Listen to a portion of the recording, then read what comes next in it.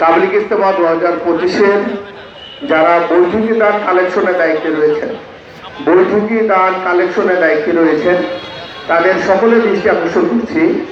আপনারা control room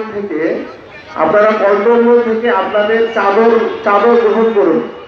600 জেলার secretary সকলকে অনুরোধ করছি, আপনারা কন্ট্রোল রুম থেকে চাদরগুলো সংগ্রহ করুন।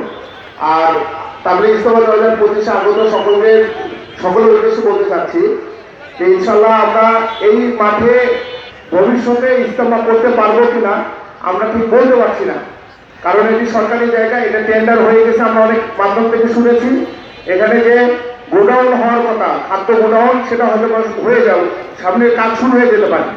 সেটা আপনাদের সকলের উদ্দেশ্যে আমরা জানাতে চাচ্ছি যে আমাদের যে দারুল হাদিস বিশ্ববিদ্যালয় যে ক্যাম্পাস, যেখানে তাবলিগ ইজতেমা হবে, এবং দারুল হাদিস বিশ্ববিদ্যালয় মতন আমির জামাত প্রফেসর ডক্টর মোহাম্মদ রাসূলুল্লাহ গালিব স্যার যে 313 বিঘা জমি, বদরের যুদ্ধের সাহাবীদের 313 জন ছিল, এই শেখের যে 313 বিঘা জমি তিনি কিনতে চেয়েছেন, সেখানে শুধুমাত্র 19 বিঘা জমি কিনা হয়েছে, শুধুমাত্র 19 বিঘা জমি কিনা হয়েছে।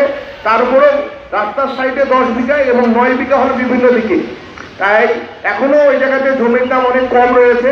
আপনাদের সকলকে দৃষ্টি আকর্ষণ করছি, আপনারা যদি এগিয়ে আসেন, বিশেষ করে আপনাদের বসার জায়গা, একজন মানুষের বসার জায়গা 2500 টাকা, একজন মানুষের বসার জায়গা যদি 2500 টাকা আপনি সবকে জারিয়াতে অংশগ্রহণ করেন, তাহলে ইনশাল্লাহ আমরা